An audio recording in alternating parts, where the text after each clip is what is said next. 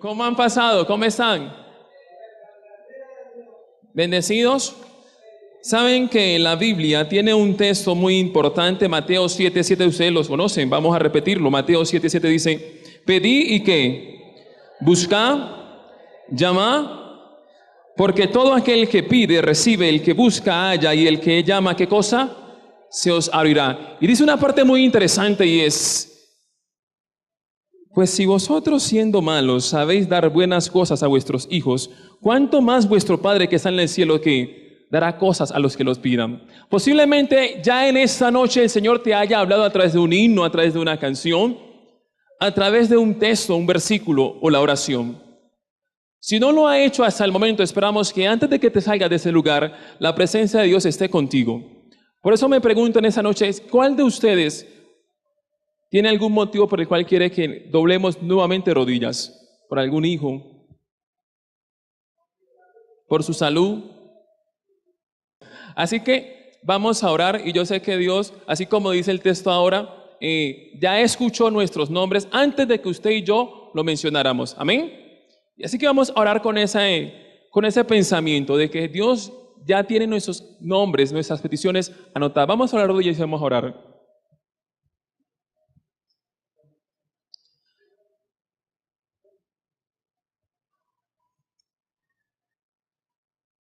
Querido y buen Dios que estás en el cielo, te damos las gracias porque no solamente estás en el cielo, estás en este lugar.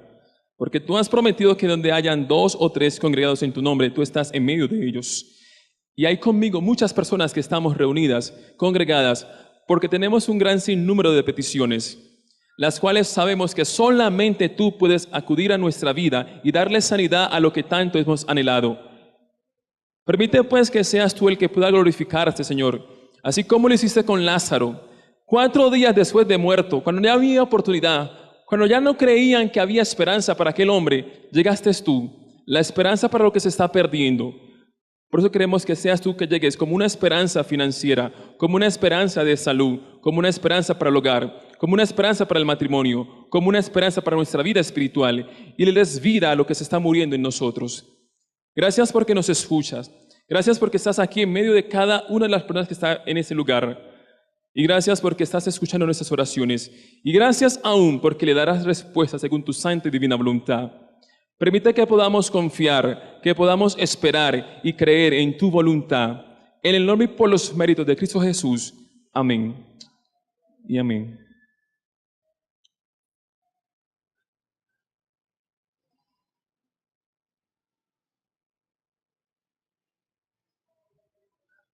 Ok, saben, el tema de esta noche, espero no demorarles mucho, le he titulado Estorgos en la cruz. Estorgos en la cruz. Estorgos. ¿Por qué estorgos? Ahora nos vamos a dar cuenta. Quiero que repasemos, porque todos nos sabemos ese versículo. Nos sabemos el 16. A veces el 17 es el que no nos lo sabemos. San Juan 3, 16 y 17. Porque de tal manera que amó Dios al mundo, que ¿qué? Para que todo aquel que en él crea no se pierda más que. Y dice el 17 que a veces no lo olvidamos, no lo recordamos, y es: Dios no envió a su Hijo para condenar al mundo, sino para que el mundo fuese salvo. ¿Por quién? Por él. ¿Saben? Recuerdo aquella historia de aquella mujer. Cuando tenía 5 años siempre había soñado con casarse. Durante 25 años preparó su matrimonio. Pero ahora estaba en aquel lugar, en la puerta donde separaba a la novia de los invitados. Y entonces cuando iniciaba a entrar una persona tras otra, cuando pasaban los minutos que en realidad para ella eran horas, una lágrima inició a brotar de sus ojos. Una lágrima inesperada. Y ahora entonces pensaba que ella estaba en una boda a la cual no iba o no sería invitada. Y su mente inició a recordar cosas. Y nos preguntaríamos, ¿será que estaba llorando de la emoción porque por fin había llegado el día tan anhelado? ¿Será que estaba llorando porque por fin estaba vestida de blanco y no de vestido de una dama de honor, como siempre lo había hecho? pero inició a ser sincera consigo misma y pensó, ¿será que estaba llorando porque no era la boda que ella tanto se había imaginado en su mente? ¿Será que estaba llorando porque al sincerarse con ella misma pensó que no era la novia que se imaginó cuando tenía 5 años que sería? Saben, esta chica cuando estaba joven pensaba diferente, pensaba conservarse, pero los chicos no se fijaban en ella, solamente se fijaban en las más bonitas y en las que sí estaban dispuestas a tontear sexualmente con las demás. Saben, cada noche recordaba con dolor cuando llegaba a su casa y entraba a su cama y entraba a las redes sociales y anhelaba el día con el cual ella pudiese cambiar su situación emocional y en vez de decir soltera, decir está en una relación. Pero se cansó de estar allí, cambió sus estándares de vida, se cansó de ser siempre la chica sola, la cual ningún chico observara ni preguntase tan siquiera por su nombre. Se cansó de eso. Así que un día, cuando entró a la universidad, inició a tener uno tras otro. Nunca dejó de tener un novio. Y cuando estaba en ese cuarto esperando el momento indicado para entrar, recordaba eso. Y pensó en su prometido. Y pensó en qué llegaría a pensar él si hubiese escuchado decir de sus labios, decirle a tantos hombres, te amo, y no a él. Pensó qué estaría pensando su esposo, el que llegaría a ser su esposo, si él se diera cuenta de todos los errores que ella había cometido, de todos los fracasos, de todas las relaciones rotas. ¿Qué pensaría aquel hombre? Pensaría si la aceptaría en su condición. Y las lágrimas, el dolor y la vergüenza iban llegando a su vida. Todo eso pensaba aquella mujer. De repente pensó y se miró al espejo y se vio que estaba de blanco. Y posiblemente ya no merecía estar de blanco. En su interior decía, no merecía estar de blanco, porque recordaba con cada uno de los chicos que se había pasado de los límites físicos. Luego pensó en sus primeros meses y diría que los primeros meses sería feliz. Y después que el chico conociera su realidad, con todos los hombres que había estado, aceptaría, diría aún así, te acepto. Saben, esa chica no quería que su familia creciese de la misma forma como ella creció, en la cual tenía que visitar al padre y a la madre por separado en los lugares diferentes. Ella no creía y no quería eso para su hijo. De repente llegó el momento, cuando alguien toca a la puerta y le dice, es momento de que salgas. Entonces, tuvo que quitar sus lágrimas y poner una sonrisa. ¿Saben que ella escogió el vestido? ¿Saben que ella escogió el maquillaje?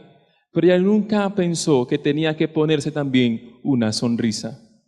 Y cuando abrieron la puerta para que pudiese salir, se dio cuenta de algo.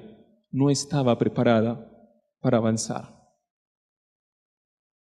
La Biblia me dice de que hubo alguien que amó tanto a este mundo, que dio a lo mejor que tenía para que tú y yo pudiésemos ser salvos. Pero el texto dice algo, para que todo aquel que en él crea. Tienes que creer en Jesús. Y aquí viene la pregunta, ¿por qué estorgos? ¿Saben que los griegos tenían una forma de manifestar su afecto? Y era estorgos. Estorgos es la palabra que define la forma como ellos manifestaban un afecto natural. Pero el estorgo era de diferentes clases.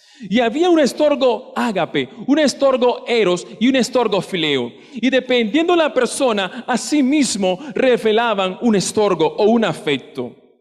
Pero me llama la atención porque la Biblia menciona en este versículo el mayor estorgo que el ser humano puede experimentar, y es el estorgo ágape, el estorgo que demostró Jesús en la cruz, dando a su Hijo para que todos nosotros, si creyésemos en Él, no nos perdiésemos, sino que tuviéramos ¿qué? Vida eterna. De allí la palabra estorgos en la cruz. Y de eso quiero hablar en esta noche, de ese acontecimiento Saben, estaba Jerusalén, la ciudad hermosa, la ciudad elegida, la ciudad privilegiada, y afuera de ellas 3 cruces. La cruz que había sido preparada para Barrabás ahora fue colgada en el cuerpo y los hombros mayugados de Jesús. Pero cuando le fueron a montar la cruz a Jesús, no resistió. Su cuerpo humano tambaleante no resistió y cayó. ¿Saben que la última noche que Jesús comió antes de llegar al pretorio fue la noche de Pascua? Y ahora me dice el texto que cuando le montan la cruz, Él inicia a caer. ¿Qué pasó antes entonces que Jesús inició a caer? Jesús no había consumido alimento.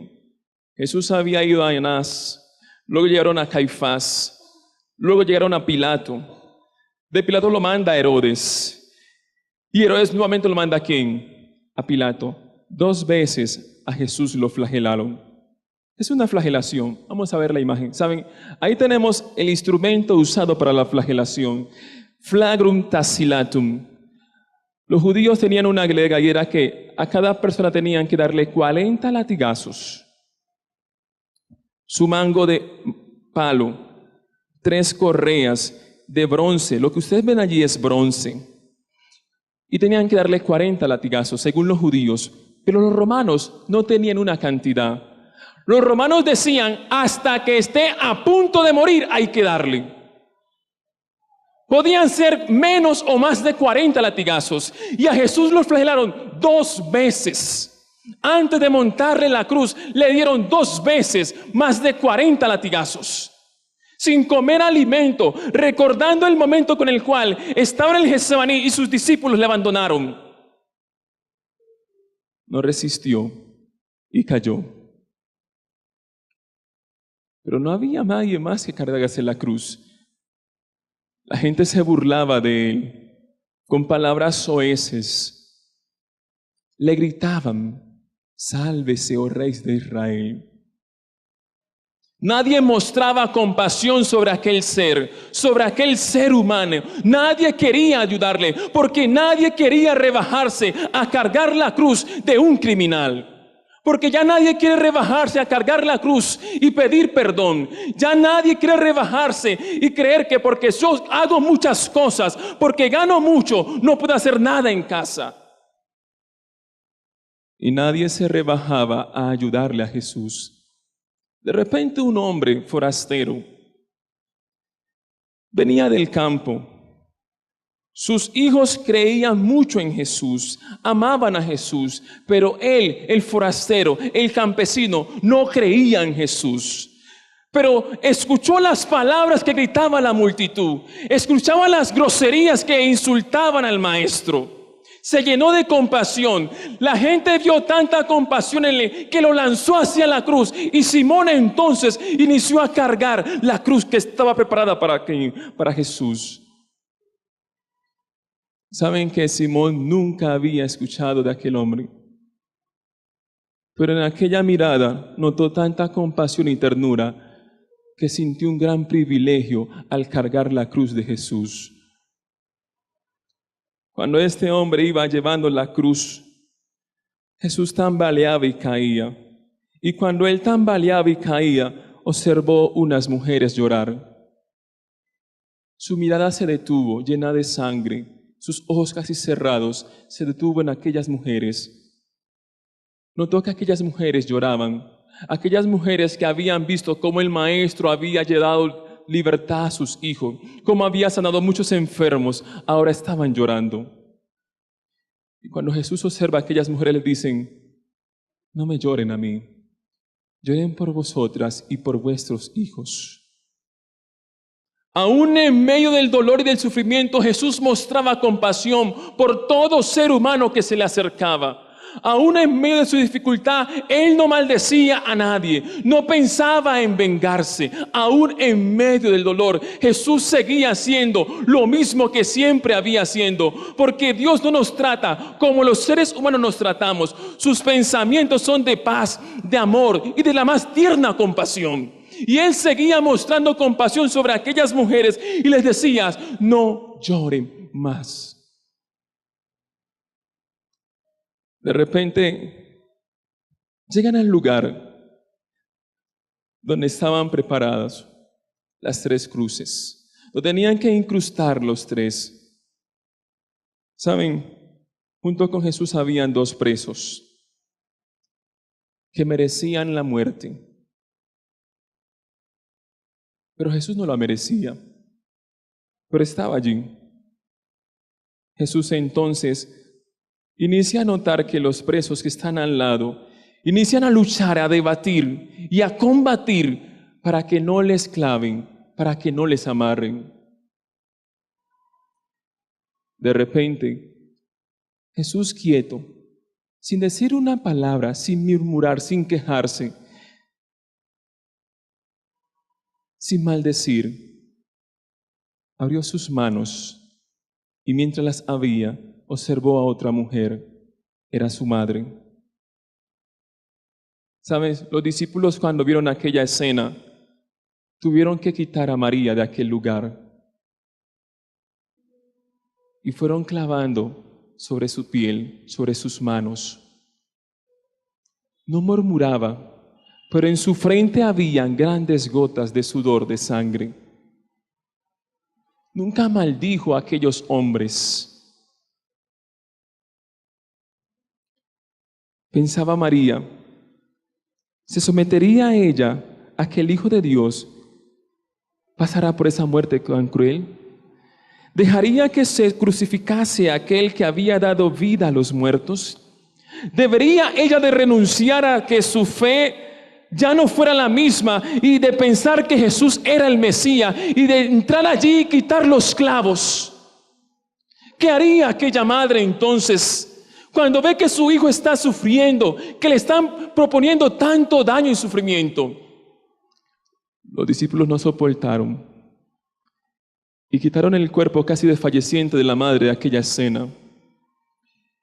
Y Jesús no se quejaba, simplemente tenía su rostro tranquilo, sereno. Cuando la cruz fue levantada, lo hicieron con tanta ira,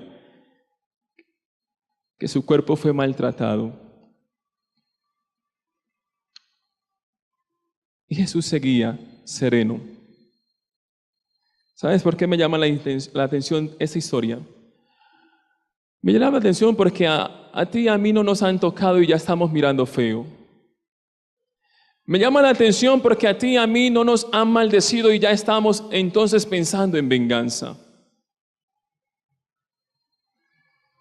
Y en ese momento cuando le incrustaban, cuando la gente le insultaba, cuando cada día le decían, sálvate a ti mismo, Jesús dijo, perdónalos porque no saben lo que hacen. Y Jesús hace una oración, ora por sus enemigos, oran por las personas que le están literalmente quitando lo poco que le queda de vida. ¿Cuándo oramos tú y yo? ¿Por quién oramos? ¿Solamente por el que nos hace el bien? ¿Solamente por el que nos hace un favor? Jesús oraba por aquellas personas que le estaban literalmente quitando la vida. De repente bajaron la cruz, se burlaron de él. Y Jesús entonces notó que estaba solo, abandonado. Tiempo atrás le seguía una multitud. Tiempo atrás le gritaban grandes cosas y creían en él, pero ahora estaba solo. ¿Sabes? 2 veces Jesús escuchó una voz del cielo que decía, este es mi Hijo amado en quien tengo complacencia. La primera vez fue cuando Jesús se bautizó y la segunda fue en el monte de la transfiguración. Pero ahora no habían discípulos, no habían seguidores, ni tampoco una voz que decía, este es mi Hijo amado. Se sentía solo, totalmente abandonado. En medio de su dolor, de su depresión, no había quien le diera consuelo. Y aparte de eso, una nube negra llega sobre aquellas cruces.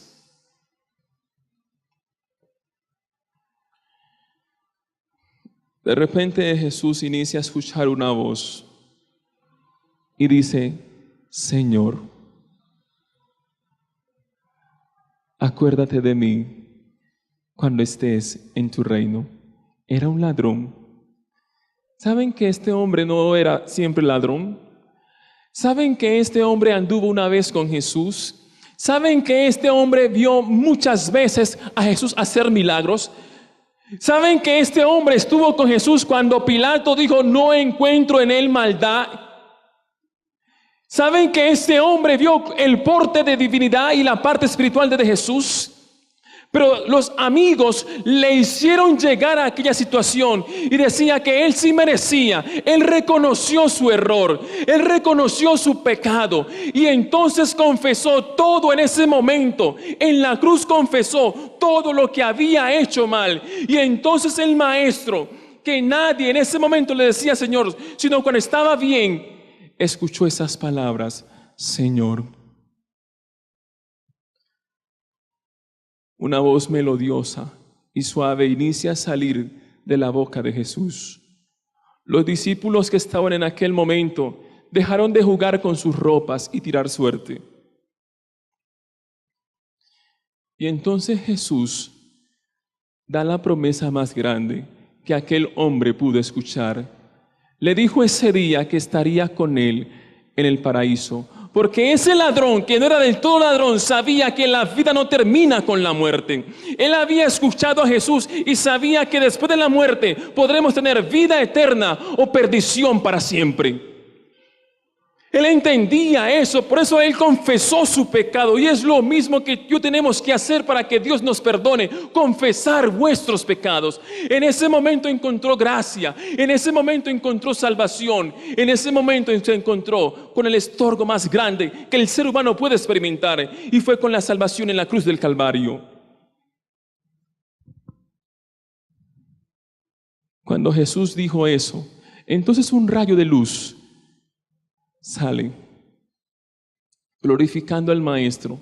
La gente podría lastimarle su frente con espina. La gente podría jugar con sus ropas. La gente podría lacerar su cuerpo. La gente podría hacer muchas cosas en contra de él. Pero nunca nadie puede quitarle el poder a Dios de perdonar vuestros pecados y dar salvación para vida eterna. Pero tenemos que confesar nuestros pecados. No hay perdón a menos que confesemos vuestros pecados. De repente, todo se puso oscuro. Todo se llenó de oscuridad. La gente inició a pensar: si aún a este que es el Hijo de Dios abandona, ¿qué esperanza hay para el perdido? Porque a veces pensamos así tú y yo: si aún a este que cree en Dios le ocurren cosas malas, ¿qué esperanza tengo yo que no creo en Dios? Ore usted por mí porque yo estoy muy lejos de Dios. Eso pensaba la gente y se apartaban cada vez más. De repente inició a tambalear aquel lugar. Un estruendo inició a suceder, como si un temblor fuese a llegar. Y Jesús dijo las siguientes palabras: Eloi, Eloi, lama sabachthani. ¿Por qué me has abandonado? Jesús se sintió abandonado. Jesús se sintió solo. Y cuando las personas escucharon Eloi, Eloi, lama sabachthani, iniciaron a burlarse de él. Y decían: está llamando a Elías. Esperemos a ver si viene Elías y lo salva. No entendían que su ceguedad, su ignorancia y su lejanía de Dios no podrían entender que Dios les estaba dando una última oportunidad.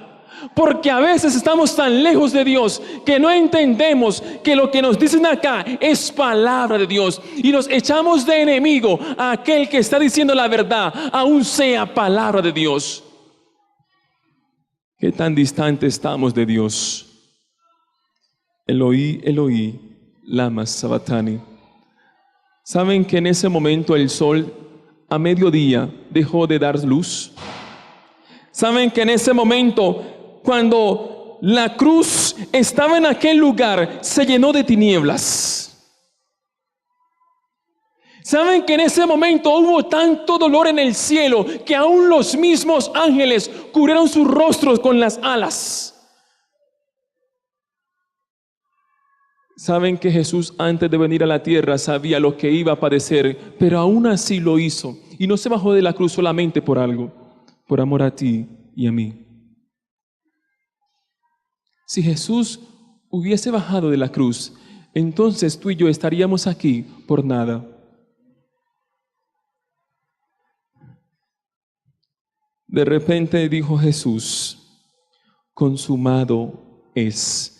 Padre, en tus manos encomiendo mi espíritu. Y hasta allí llegó. ¿Recuerdan la historia que les conté al principio? Cuando la mujer llegó, estaba aquella mujer entrando.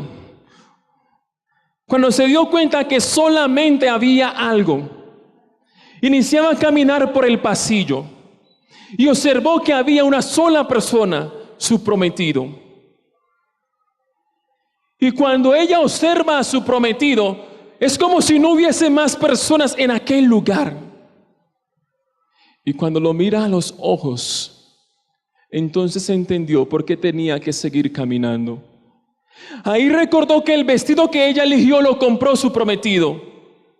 Ahí recordó que ella estaba allí porque él ya conocía todo su pasado, pero aún así la había aceptado. Ahí reconoció que estaba con el hombre que tenía que estar, con aquel hombre que lo dio todo, y lo dio todo por amor en la cruz, y es Cristo Jesús. Jesús lo hizo todo por amor a ti y a mí en la cruz. Pero cuando yo no venimos a la iglesia, cuando hay algo importante en nuestra familia, no venimos a la iglesia y le damos la espalda para que le den más latigazos que tienen bronce y que cada vez que le dan le arrancan carne. Y entonces los ángeles se cubren con sus alas y dicen: ¿habrá alguien entonces que responda a tanto amor que el Señor hizo, que nuestro Maestro hizo por aquellas personas? ¿Habrá alguien que en realidad le acepte? ¿Habrá alguien que en realidad le dé la oportunidad a Jesús? Y tú y yo preferimos la novela. Preferimos al hombre, la mujer, y le damos la espalda a Jesús. Y Él sigue en la cruz. Sigue en la cruz preguntándose si algún día habrá alguien que responda con esa gratitud y amor que Él un día mostró por ti y por mí. Y el tiempo se está acabando. Y la pregunta que yo me hago es: ¿será que para ti también se podrá escuchar la oración que le dijo aquel hombre? Y es: estarás conmigo en el paraíso. Pero tienes que confesar tu pecado. Tienes que decirle al Señor cada una de las cosas que se están apartando de Él. Él reconoció que era un ladrón. Tenemos que reconocer que no estamos bien en nuestras vidas para que Dios pueda darnos la promesa y decirle: estarás también conmigo en el paraíso. Pero tienes que dejar el orgullo. El orgullo que no quería que nadie le ayudara a Jesús a cargar la cruz, porque nadie quería rebajarse. Hasta que no dejemos eso, nunca escucharemos las promesas que Jesús le dijo a aquel hombre: estarás conmigo en el paraíso. Yo ya voy a terminar. Y la pregunta que yo me hago es: ¿quién hoy viene conmigo aquí al frente? Y después de escuchar esta historia, lo que hizo Jesús por ti y por mí, da un paso y le dice: Señor Jesús, ayúdame, porque yo no estoy bien. Y porque yo reconozco que tengo que estar cerca de ti para que me digas: estarás también conmigo en el paraíso. Eso está vacío. Yo creo que aquí cabemos varios. ¿Quién quiere venir entonces aquí al frente y decirle: Señor Jesús, perdóname, Señor, y ayúdame a confesar mi pecado? Y poder escuchar entonces aquellas promesas: estarás conmigo en el paraíso.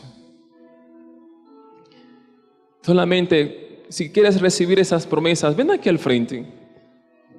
Y Jesús la dice para ti, porque Jesús pagó la deuda por ti. Posiblemente piensas: yo no merezco estar allá. Por lo mismo tienes que venir, porque Jesús vino para que todo aquel que en Él crea no se pierda, mas tenga vida eterna. Jesús pagó el vestido blanco por ti. Él lo hizo todo por amor. ¿Y qué harás tú por Él? Y Él solamente nos dice en esta noche, ponte en pie y ven al frente y oremos juntos.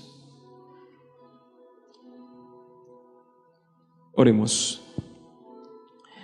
Querido Padre que estás en el cielo, recordar lo que hiciste en la cruz nos debe motivar a no pecar, porque cada vez que pecamos te damos un latigazo que ningún hombre más puede soportar, hasta el punto que no podemos cargar la cruz. Por eso tenemos que estar cerca de ti, para reconocer que en realidad en ti y solamente en ti hay salvación. Ayúdanos a dejar el orgullo, Señor. Ayúdanos a reconocer que solamente bendices a los humildes. Ayúdanos a reconocer nuestro pecado. Ayúdanos a reconocer que a veces somos orgullosos y que si queremos ser grande tenemos que servir a cada uno de los que estamos aquí. Ayúdanos a amarte como tú nos has amado. En el nombre de Jesús. Amén. Amén. Dígale al que está a su lado, nos vamos a ver con la ayuda de Dios en el cielo.